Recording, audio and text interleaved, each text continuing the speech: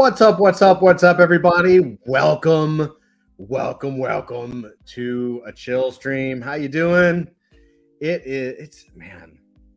I still feel Thanksgiving, and I still feel I don't know. There's something happens.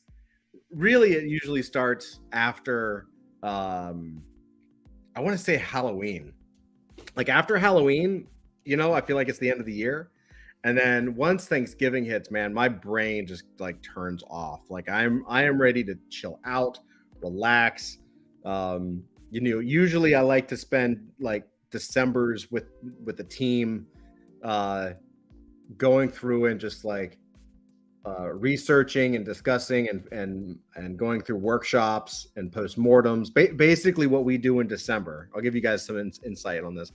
Basically, what we do in December is we go back through all the stuff we did through the year and talk about what worked, what didn't work, what we really liked, what we should change for next time, and some of the ideas that we have for the upcoming year. Like, okay, well, basically we go through every single vertical in the business and say, okay, well, what is it?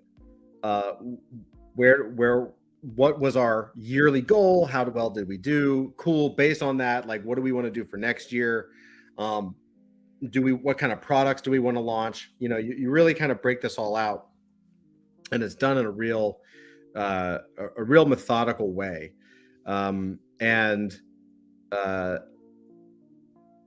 So usually in December, I'm like, man, I just want to relax. I just want to really chill. But I've also been thinking a lot about the bridging between Web 2 and Web 3. And I think if you guys we've talked, if you've been on some of our after party stuff this week, or even like last week too, like before Thanksgiving.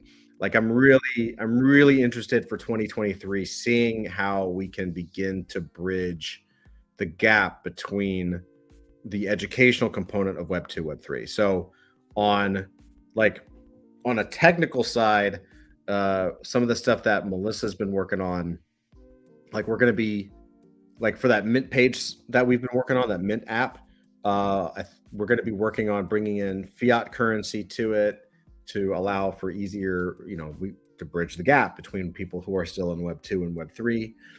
Maybe bring in more traditional creators, people that are a little bit scared of, like, they want to play with Web 3, but they're still in fiat more than crypto.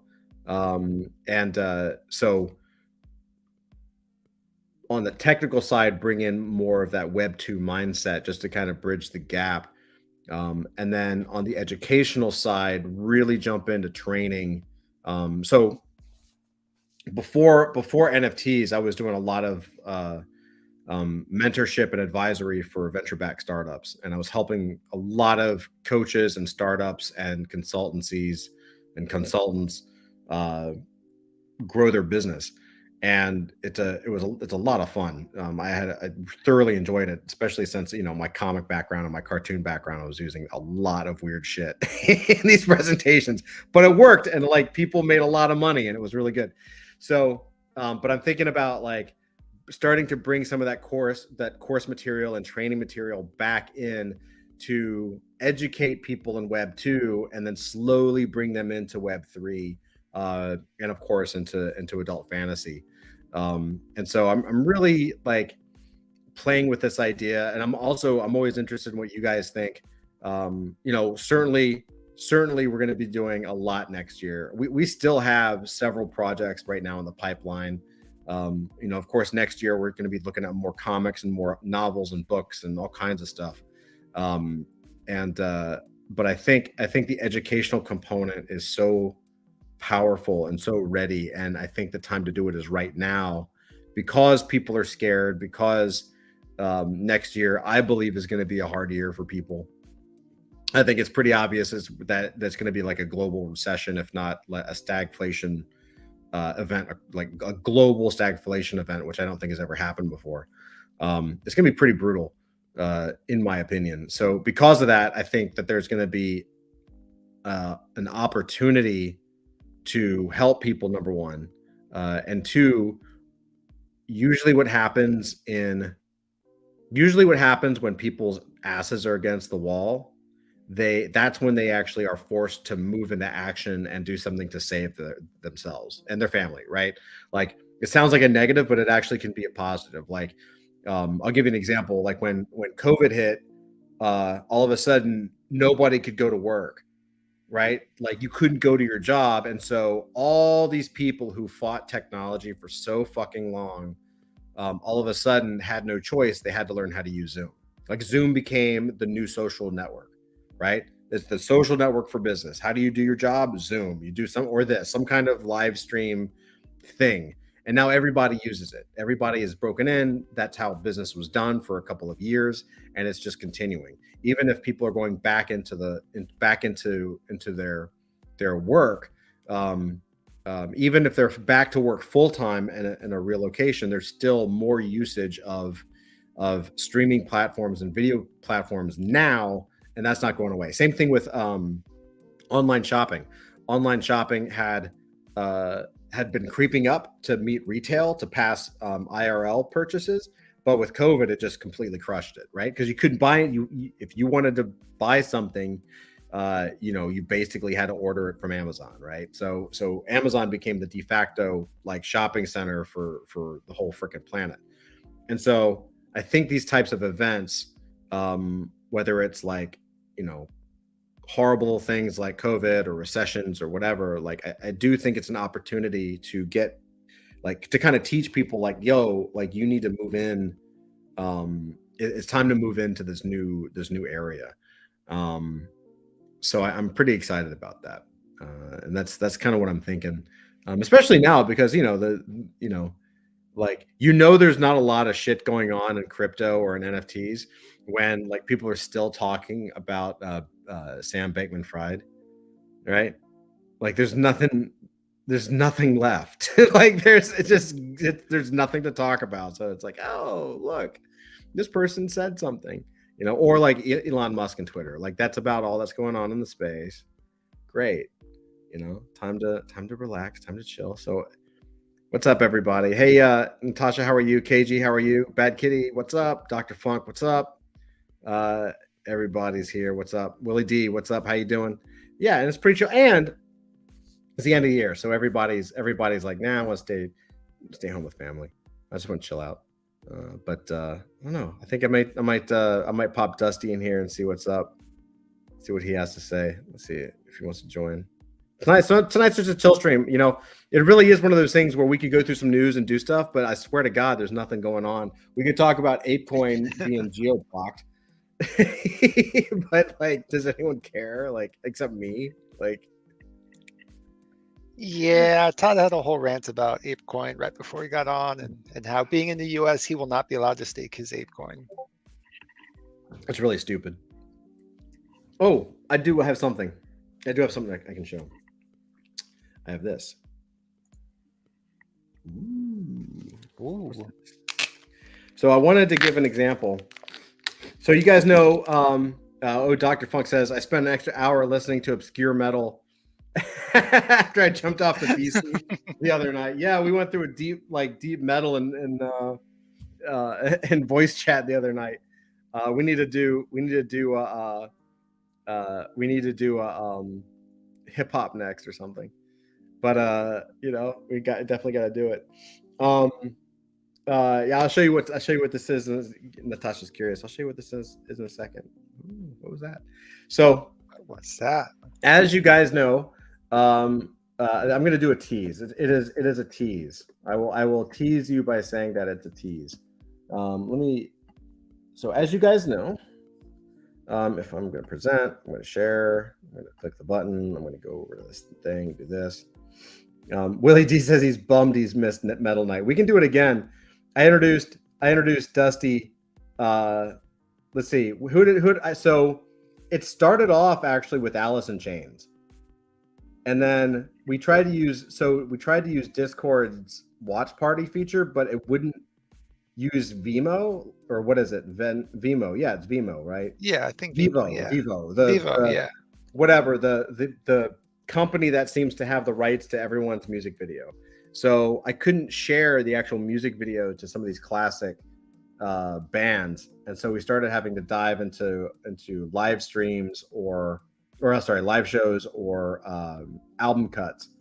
And then I don't remember all the bands we listened to, but I introduced you to Mastodon? Mastodon. So Mastodon, you got that now on Spotify. Yes, I do. Awesome. Have you been listening to them yet? Not quite yet. Not quite yet, but I'll get there. And also introduced you to Elder with the album Lore. Yes, I saved that one as well. That's a good album. What else did you, was there anything else that caught you that you bookmarked? I don't remember, but we got a little weird with a little bit of like super like rage metal or something, thanks to Bad Kitty. And Yeah, Bad Kitty was going hardcore. yeah, And then we did there was a band, Willie D and KG. I'm gonna go super obscure. There's a band that they came out, I want to say like a decade ago, just a couple of guys, friends. They created an album, and I'll tell you the name of the band. It's a self-titled, album. I'll tell you the band in a second, but they released this album and it was freaking awesome. It was super fast. It was basically a sped up Motorhead. Like if you took Motorhead and you just sped it up, like a record or something, like it's awesome. And then they went away and they got like jobs and got married. And I think one is works at a design firm, and Steven now works at a grocery store or whatever you do after a metal band. But the band is called Speedwolf. And you can't find it on Spotify. In fact, it used to be on Spotify. They came out with a new album, changed the name for some reason. The new albums, I haven't really listened to it. It's not as good. But they also pulled their old album. So the only way you can actually listen to the original Speedwolf album that I know of is via YouTube, because somebody has it on YouTube. So I highly recommend Speedwolf if you like Motorhead and you want to like listen to something that's like, what if Motorhead was younger and faster and a little more shreddier. And then we did High on Fire. High on Fire. Yeah, they made it on my list. Yeah, High on Fire is pretty good. I like High on Fire. High on Fire is probably like the most traditional metal, I guess. I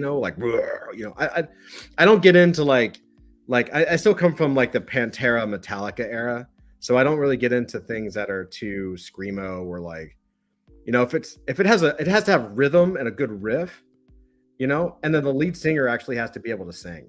Like I don't get into like I can't hang with that. It's just not my deal, right?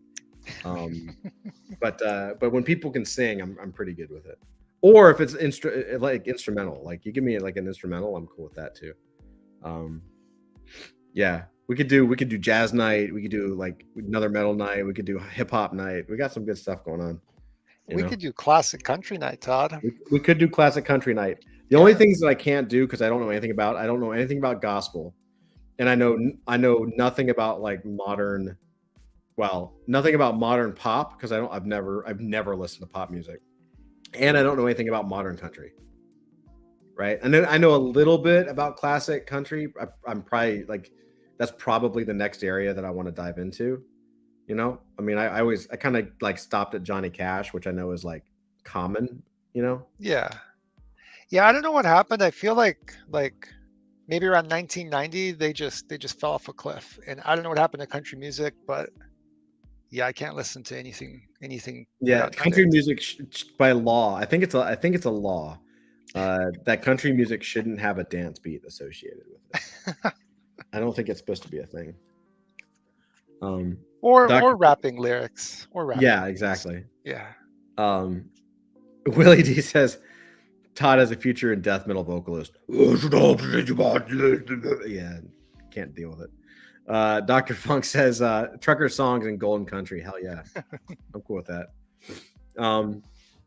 Yeah, so that was a fun night. We decided to do a little something different, but we got to get Watch Party to work. Dr. Funk says I saw Willie play live a few years ago, and that dude can shred. Honestly, That's one of the most amazing shows. That's really cool. That's wicked, man. Yeah, I'd like to. I wouldn't mind seeing that while they're still alive. Clock's ticking. There ain't Yeah. too many of the good ones left, man. No, man, that dude is just like a living tree.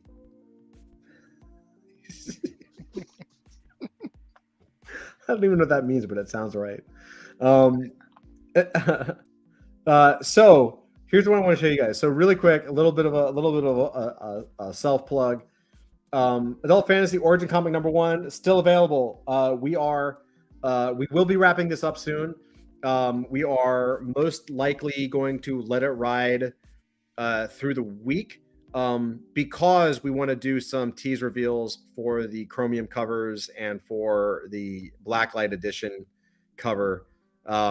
It looks really freaking cool. Maybe we'll even tease the original art NFT as well. Not tonight. Flint asked us to give him one more night, but I do want to show you something to kind of give you a sense of what it's going to look like.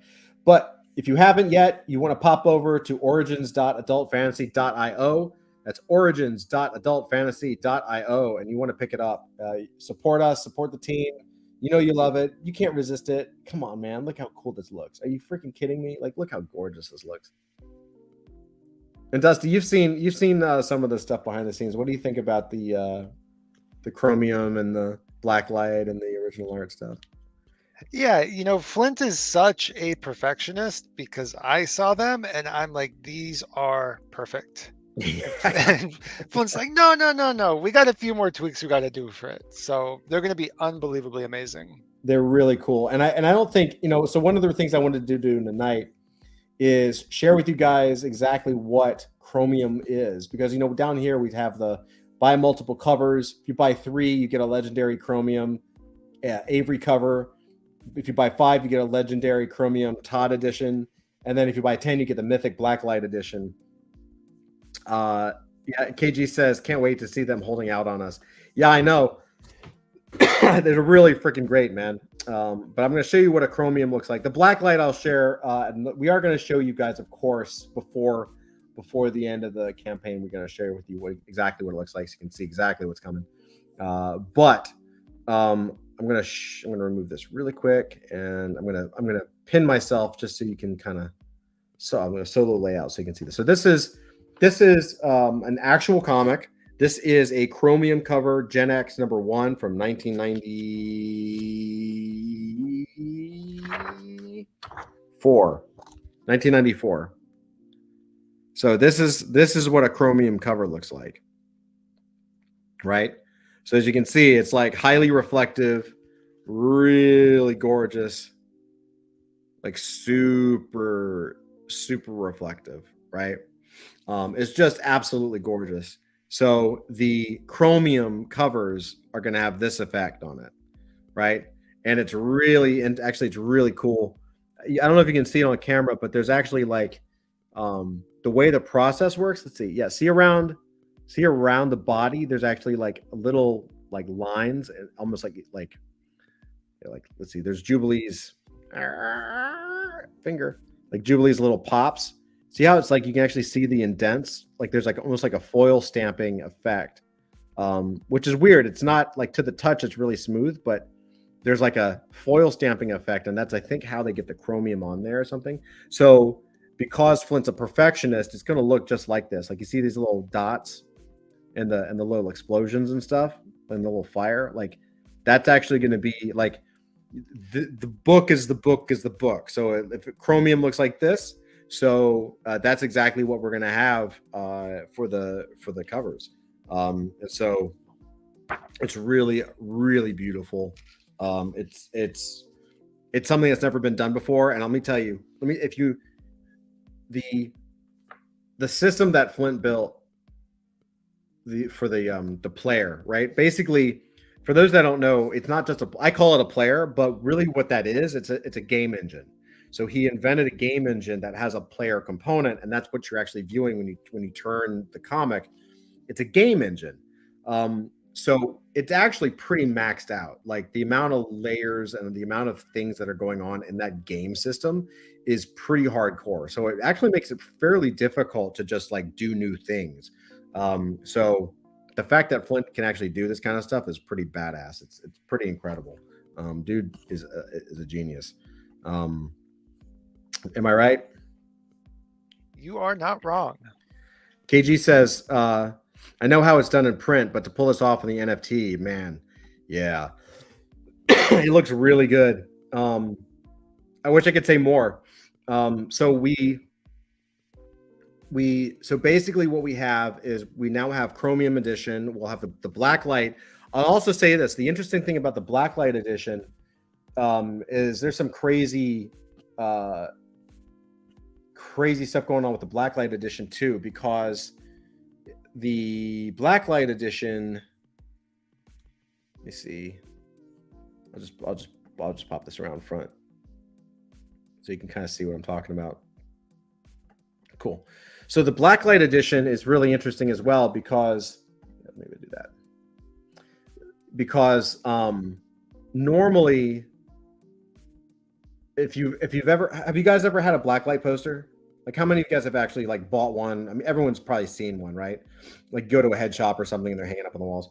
Like in IRL, in real life, a blacklight poster or a blacklight cover, the colors are already going to have neon, like safety orange and safety green and safety purple, like the bright, it already looks neon before you turn the light off, right? And that helps it shine. And so what's really crazy with what Flint's doing, and one of the technical challenges for the black light, is that we're not using, this is digital, right? So we're not using black light safe colors on the cover. We're just doing whatever cover we want with whatever colors we want, and then basically told Flint to figure it out. I mean, really, we were like, hey, so black light. He was like, oh yeah, I mean, you're going to use like certain colors. We're like, nope. You can figure it out though, right? Cool, thanks, man. And so KG says, come on, grew up in the 80s. Room had lots of blacklight posters, LOL. Hey, MK, what's up? GM, hey, what's up, MK? Welcome. So yeah, so then definitely, so KG knows, because we're all 80s kids. I'm sure MK knows as well with black lights. You normally would have safety colors or blacklight colors, those purples, those blues, those like neon greens, neon orange, neon yellow. And then that way when you turn the light off, it glows. But we didn't want to be limited by that. So this is actually, the blacklight version is actually the very first version of any NFT that we've done that isn't like photorealistic to how it would be in real life, right? So we were like, well, we just want a hot topic, LOL, totally hot topic, 100% hot topic. Holy shit, that's what we should call it. Do we get sued? Can we do that? Can we call it hot topic edition? I don't know if we can do that. Ah, damn. There's Spencer's. If Spencer's isn't around, Spencer gift edition. I don't know. We just have to call it blacklight. I can see Dusty getting worried. So, but yeah. So basically, this is the blacklight edition. It's going to be the very first one that is not a true recreation of something in real life, which is pretty cool. The other things that we have going on is the one of one original art NFTs.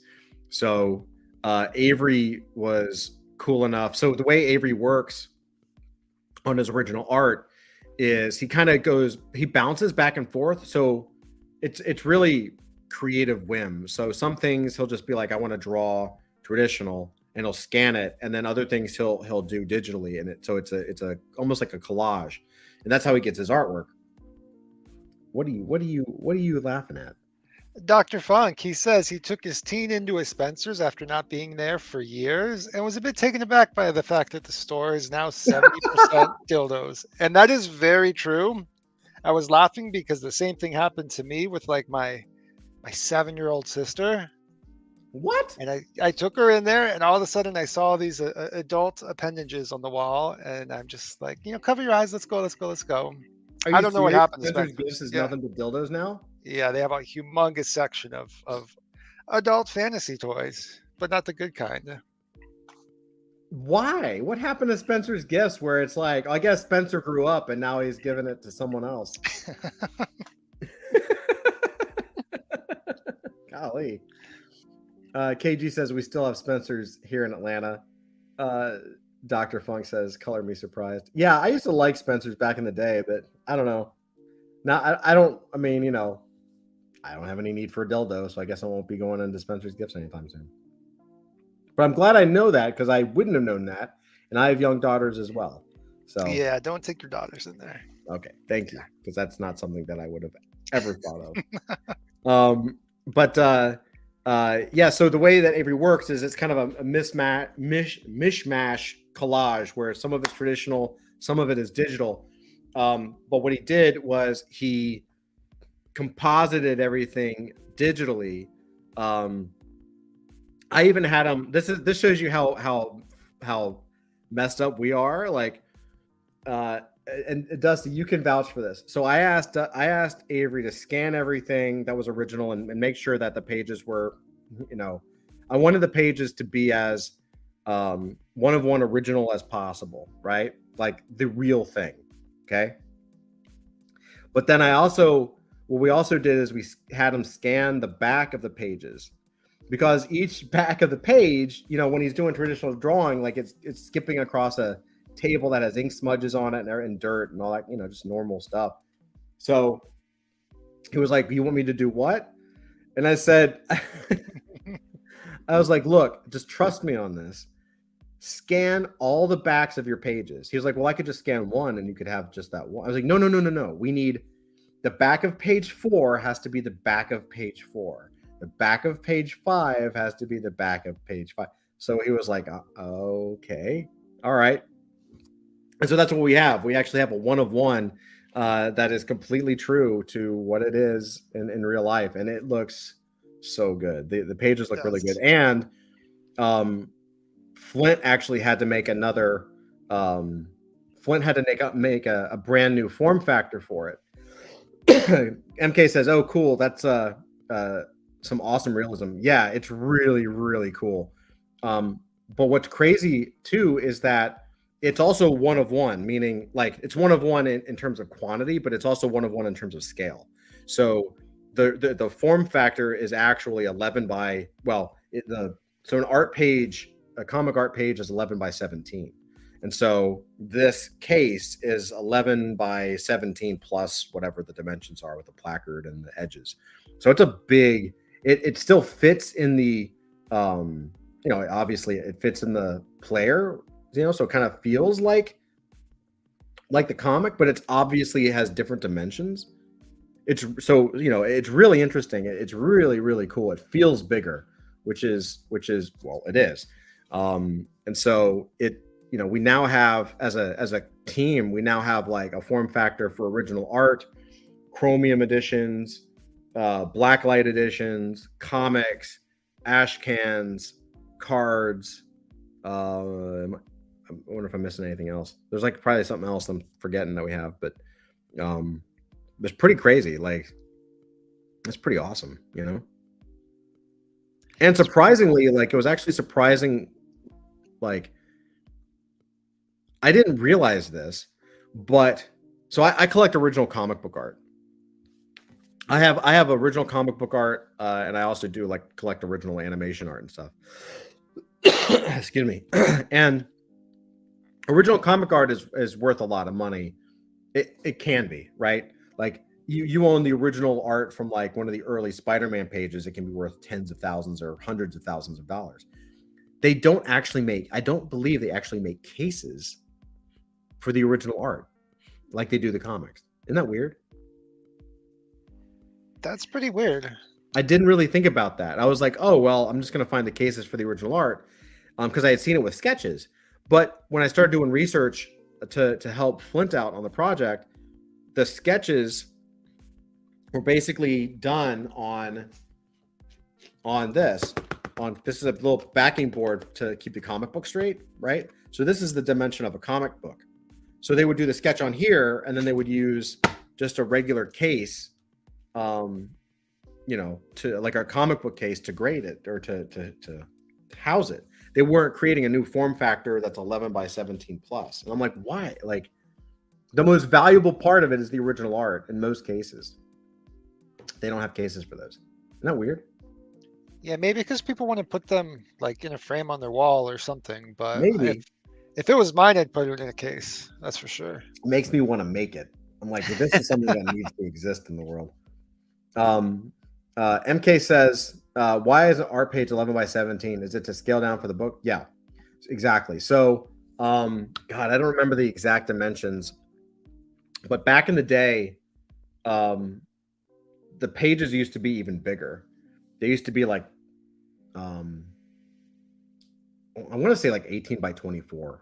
They were big, like posters. I mean, no, you're sitting there at a giant drafting table, and it's like the 1950s or whatever, 40s, and you're drawing, you're Captain America, big drawings. And then basically they would take these big photographs of it, and you would reduce it. Nowadays it became standard, I want to say in the 70s or 80s. I don't remember the actual, I'd have to look it up because it's been a while since I knew my production history on it, but they started to shrink it down a little bit, right? Because of time, right? It just takes longer to draw an 18 by 24 piece than it does an 11 by 17 piece, right? And the paper is 11 by 17, but the drawing image is 10 by 15.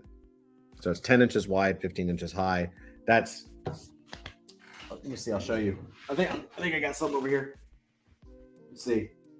Yeah, I got something. Oh. Let's see. All right.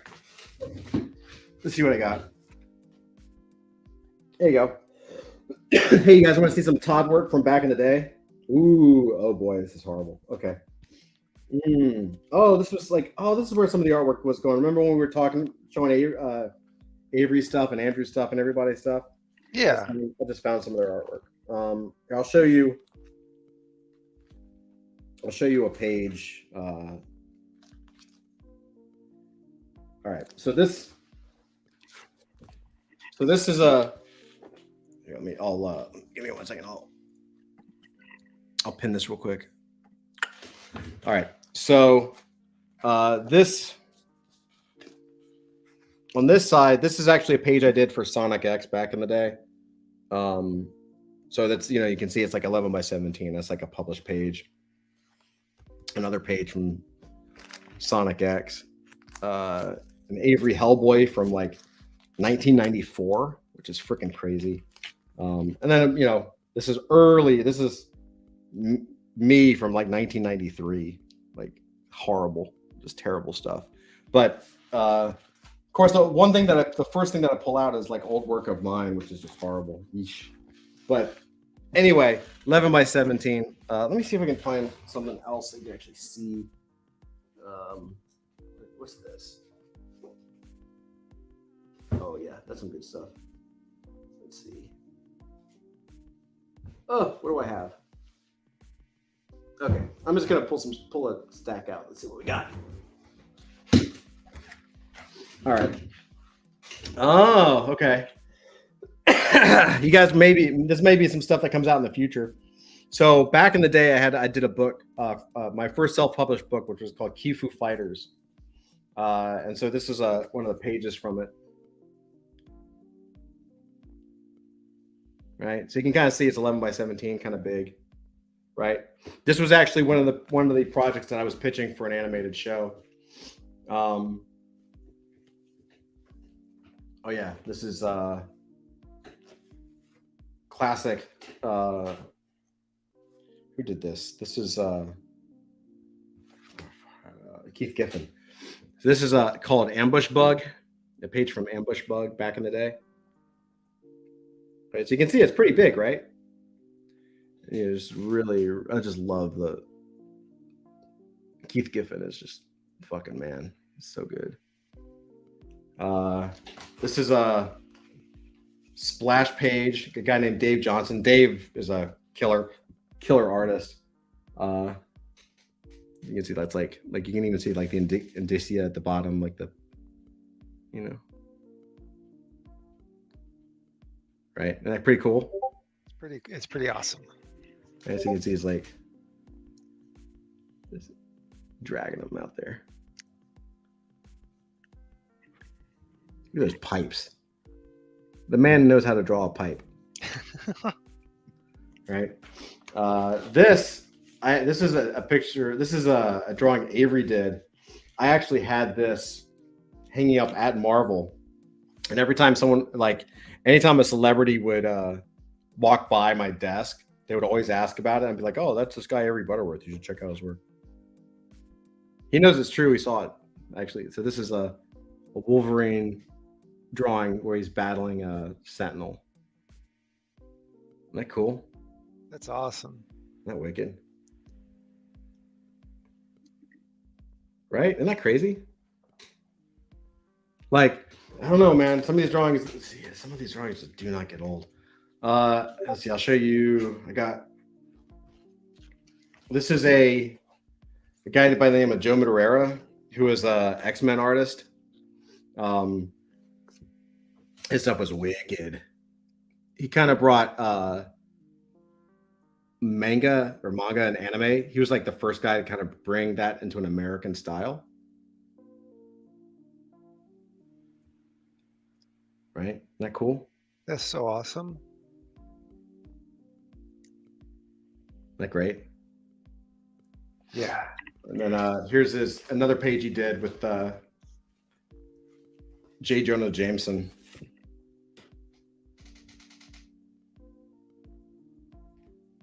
Yo, that's crazy. Right? Isn't that great? It's so good.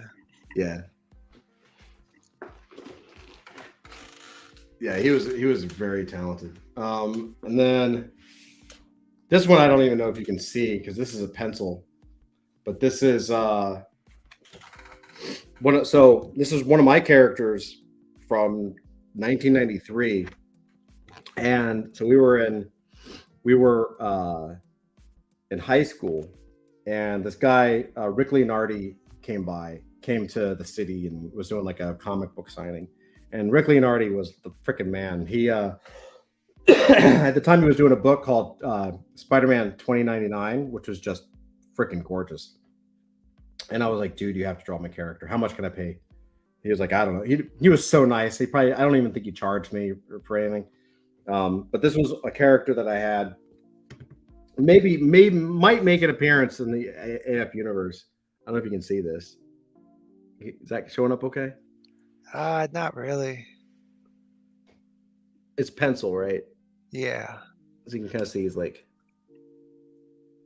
just standing in front of a wall and there's like a city back there. Oh yeah. That cool? Yeah, that's pretty cool that he drew that for you as well. Yeah, I really need to get it inked. One of the things I should probably do is there's some really brilliant inkers out there that I also respect, and I should probably get one of them to ink it just so it would last longer, because eventually it's gonna fade, But I also have had it so long as a pencil. You know what I mean? I've had it so long as pencils that I'm like, I don't know if I want to ruin it and bring it into, MK said to make out. Yeah, I'm sorry. It is a one-way street. I got a ton of stuff, man. We should do an art night. I don't know if tonight is an art night because I have to pull it all out. But what else? Do I have anything? I have an art box near me of stuff. I'll tell you an interesting story though. I'll have to show this to you guys later. I'm trying to see if I can find some animation real quick, but I don't think I see any. Not off the top. But I was right. MK says, yeah, tough decision, can't go back. Right. And I've had it as pencil since I was 17, 16. You know what I mean? I'm I don't know. I know it as a pencil drawing right now, What was I going to say?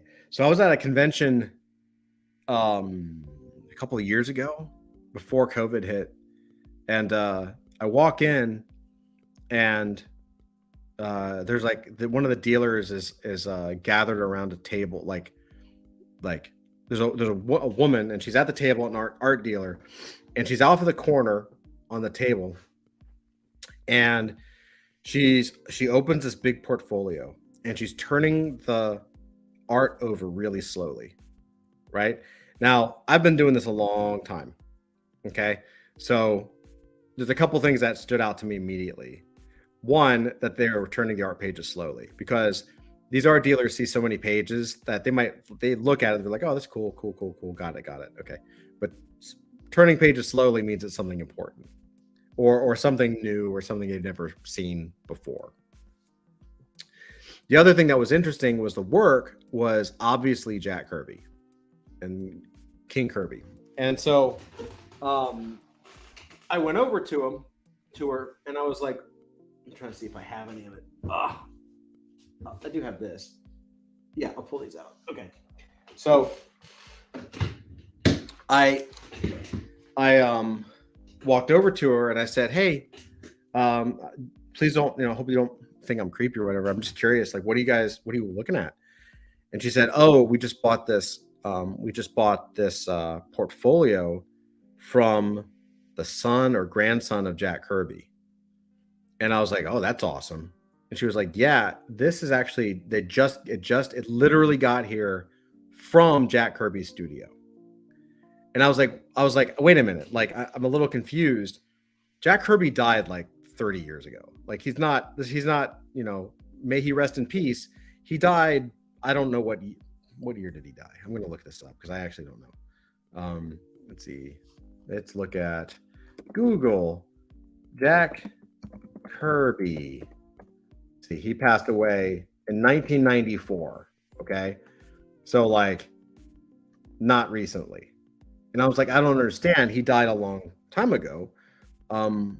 What do you mean it just came from his studio? Like, A, his studio is still there, right? Like, okay. And B, there's stuff in it. And she was like, yeah, apparently when he passed, his studio was still packed full of stuff because he was super prolific. And they're still going through stuff. And it's his family. So his family, they're not in like any hurry to sell stuff. So they just kind of like go through it when they go through it, right? And they don't even look at it. There's so much they don't even look anymore, right? They might go through it to see if there's like any original art pages, or to take out something that they want to keep. But like everything else, they just like, take away. They just push. I was like, holy shit, really? So I found like an envelope. So I was like, do you mind if I look through it? She was like, yeah, whatever, it's fine. She's like, nothing is priced. They literally just got it. I mean, I was the first one at the table. I was like, cool. So I found an envelope, and I started taking things out of this envelope, and I found some freaking awesome pieces. Excuse me. A lot of his stuff. Like I found a fan letter, like some fan letters that some kids had written him about like how awesome he was. And this is all stuff he had like hanging up in his office when he passed. So this was like a fan letter from kids that he really liked. And so I got that piece. And then a print he did of Captain America, and he signed a print, because like back in the day, nowadays the prints are really nice, like G clay prints, and they look like really fine art pieces. But back then, he would just take a pencil drawing and put it on a photocopy machine and then sign the photocopy, and that was the print, right? So I got a Captain America piece. MK says, wow, like finding buried treasure. Yeah, it was 100% like that. I found like handwritten notes, and I got some of those. I mean, these are kind of things like I actually get into the production stuff. Like I love the original art too, but I kind of nerd out also on like the weird production stuff. I found these. So check this out. This is gonna hang at one point in the future. It's gonna hang on my wall. So basically, what happens is when they're shooting what they used to do before modern stuff is they would basically shoot. I'm going to totally butcher the process, but basically they would shoot film of the logos or of the pages, and it would be like a giant negative, right?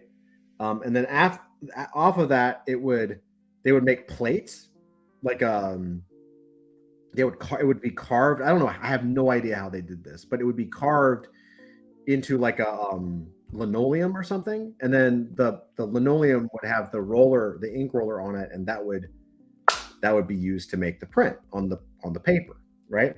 So he had a lot of like original linoleum things of his artwork, which was really cool, which I had never seen before. But then check this out. I got here, I'll show you this. Let's see. All right. These are actually like, I don't know if you can tell, because again, I know there's a reflection, but like this is actually the film. So you can see my hand back here, right? These are actually logos from different books. Oh, wow. Marvel superheroes over here, like, and it's backwards because this is what would be printed, right? You see how it says there's the Mighty Thor, Yeah. Dr. Doom. Isn't that cool? That's super cool. So these are just like, there's an Amazing Spider-Man right there, like, just the logo for different books, right? And this was again sitting in his, I think what happened. So he never got a lot of hey Galaxy Rider, what's up?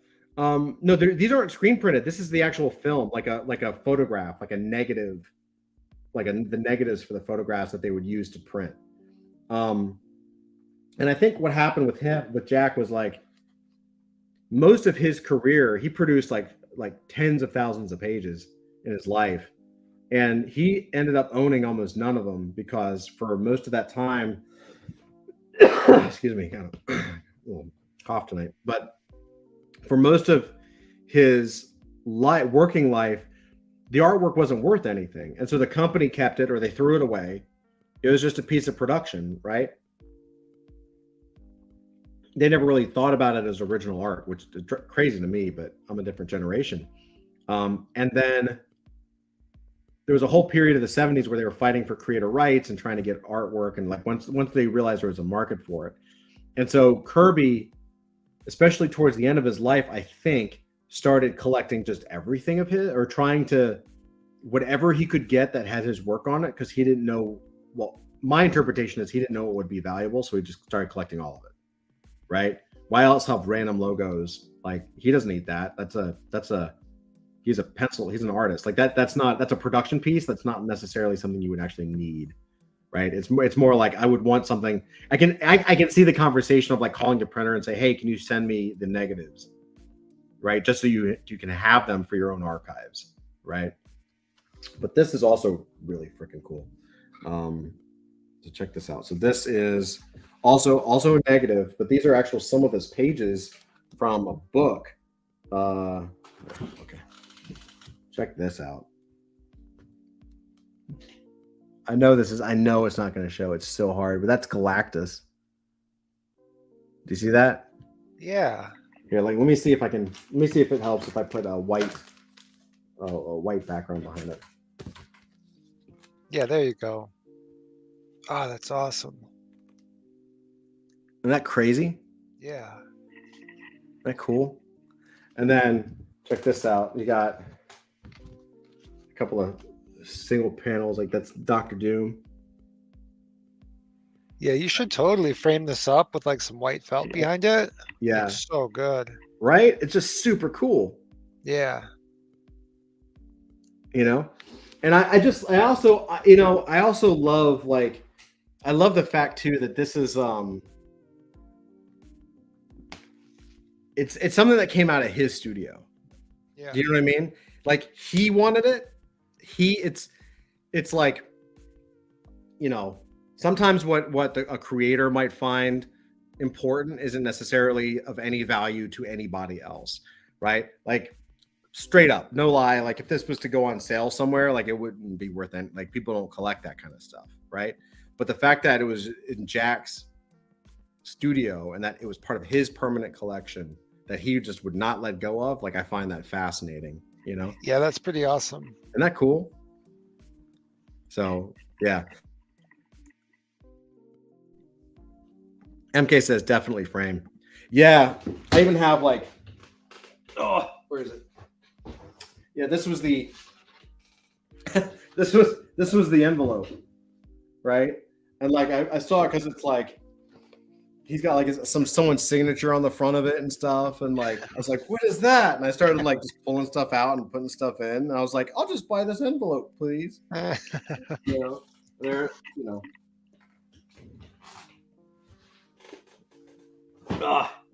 Tons of stuff.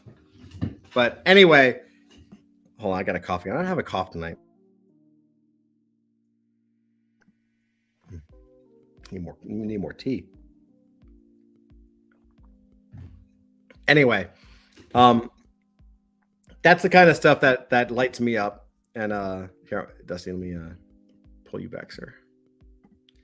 And yeah, that's like kind of vibe we're trying to bring to AF, right? So especially for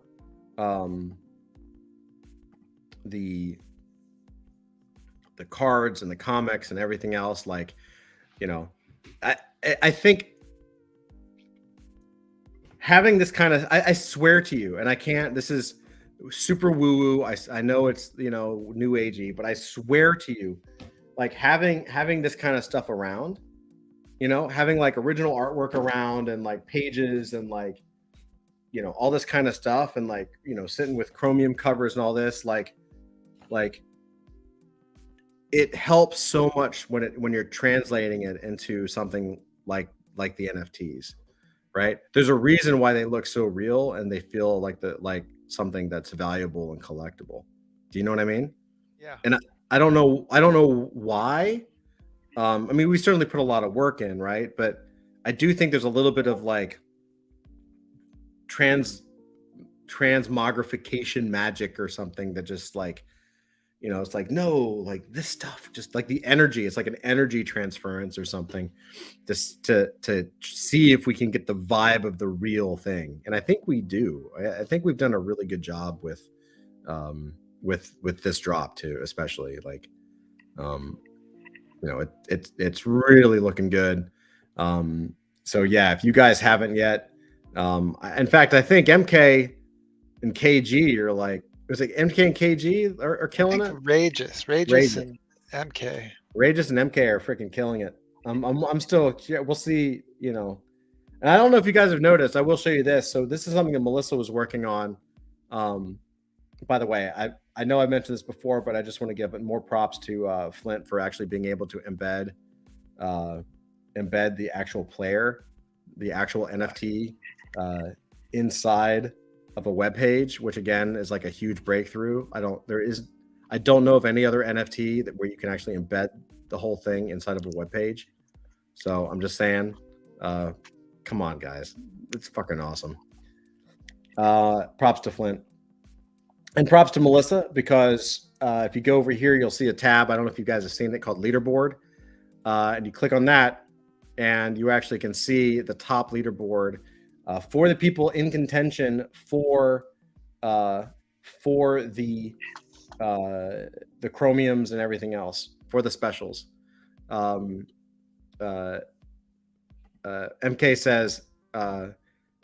says because it's true passion collecting, not just stuff. So yeah, it comes across. Yeah, exactly. It's not just like, oh, let's make a case or let's make some art or let's make this. It's like, no, it's got to be real and it's got to be the best. Like, we really do. And I think everyone here, like, it's not just team, like, you know, it's not just us, it's like you guys too. Like, we really okay.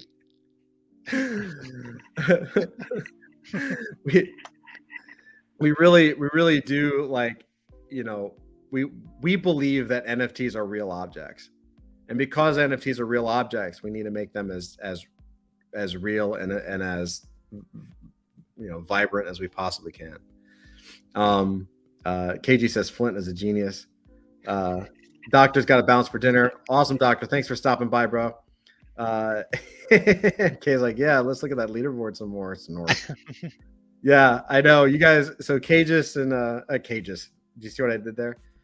Rages and MK are have been battling back and forth for that top spot. I think what we're going to be doing too is, and we haven't made a super announcement yet, but I think we will most likely will. The art pages, the one-of-one art pages, are going to only go. You gotta have at least 3. I think if you qualify for a one-of-one, if you have at least landed a Chromium edition, right? Because at 3, if you buy 3, you get that legendary Chromium Avery cover, and I think that's good enough to qualify for the one-on-ones. We still have some spots left. We have 14 pages total. 14 total? Yeah, 14 pages total. We have 11, so there's 3 more pages available. I'm not going to be sad if we have a couple left over, because I want one. So you've been put on notice. Leave me a few. I'm okay with this. And I will also say, and this is something for MK. This is for MK because he's really high up on this leaderboard. I'm not going to say anything. I'm not spoiling anything. However, you'll notice that the top 3 spaces on the leaderboard have a color associated with them. They have something just to show that, the top 3 spaces are important. There may be something that we haven't announced. Maybe. I'm just putting that out there. I don't know anything. I just work here. But yeah, MK, I do want to give you a shout out. And Rageous, I know usually is here, but he's working tonight. I'll give him a shout out too. But MK, your support is incredibly gracious, and we appreciate you so much, man. Like, from all of us, thank you so much. Absolutely, thank you. Yeah, Willie D says time to sell a liver. KG says what a tease. MK says, LOL, be ashamed if you lost that position. There's a few days left. We're going to be shutting it down soon. We'll give you notice, I promise. But yeah, the leaderboard's looking hot. We appreciate it. And props to Melissa for building it. It's a nice little real-time feature. It's almost like we're building an app for people to sell NFTs. I don't know. Probably not. It's probably nothing. It's probably nothing. Probably nothing. Probably nothing.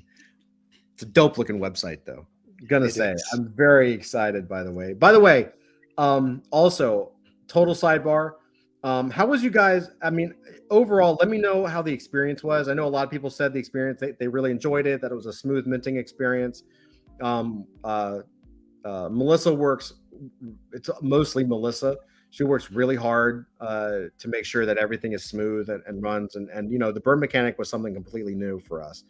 I think it worked pretty well, but that's just my own impression. I'd love to know from you guys if it was worked well. And MK says super smooth, awesome, one of the smoothest, awesome. That means a lot. That really does mean a lot. Especially in this market, we try to. If we can do like super low gas and a smooth experience with different features, like that's a big thing. KG says definitely smooth and clean. Awesome, guys. Hell yeah. Awesome. I'll tell Melissa. That'll make her feel good because, she sweats over this. Willie D. What's up, Willie? He says very easy. Wicked. Awesome, guys. Well, that's what I got for tonight. We're just chilling. How are you doing, Dusty? Good. Yeah, are we doing games tonight, Todd? Well, it's we've got some awesome people in chat. What do you guys think? Willie, KG, MK, Galaxy Rider, KG. Did I say KG already? Dr. Funk left, but Willie D, whoever I didn't mention. Like, do you guys want to do games tonight? We could do some games. We've been trying. We've been on there. It went from games to like Metal Night. Yeah. And then what was it the other night? Last night, didn't we do something else? Yeah, we tried to, but this silly YouTube app thing wasn't working. So we just kind of chilled and chatted. It was good. MK wants to know what game. What game, Dusty? We could do that golf game. Do you want to try to do? Well, we could do golf, or we could do like eggies. Either or, both are really fun. Yeah. Yeah, either like a mini golf game based in Discord, or our very favorite egg blasting. Egg blasting is a lot of fun. MK says I usually end up cranking out more work. Willie D says I'm up for some golf. Cool. Yeah. Let's do it. Let's do it. And also one more thing, guys, since you guys are actually here and paying attention, I am curious to know like what you guys think of the concept that I mentioned earlier about bringing in some educational training into, if not directly into AF, then like kind of aside of AF to bring people from Web 2 to Web 3 for the next coming like year at least. We have I think we have a huge opportunity, and I also think I think it's going to be a great time to start bringing people in and kind of teach people how to like also how to launch businesses and how to scale businesses and projects. KG says sure will be 10 p.m. before I can jump in. Cool, we could do it at 10 if everybody wants, or 9:30. Yeah, 9:30, 10. What do you think, Dusty? 10? Yeah, let's do 10. Let's do 10. 10 All p.m. right. Eastern. Word 45 minutes. That sounds great. So we will see you guys at 10 p.m. in Discord. We'll be playing. We'll try the golf game. Sometimes Discord still has some bugs to work out, but we'll do our best to make it work. And yeah, like we're chilling. And yeah, if you haven't gotten it yet, Origin comic number 1, origins.adultfantasy.io. And if you're not on that leaderboard, there's still some room. It ain't that hard to get on for an original 101 right now. It really isn't. Just saying, like they look really good, and they're 101s or 101s, and it's Avery's, and you got access. It's not always. Just remember, I'm just gonna put this out there as well.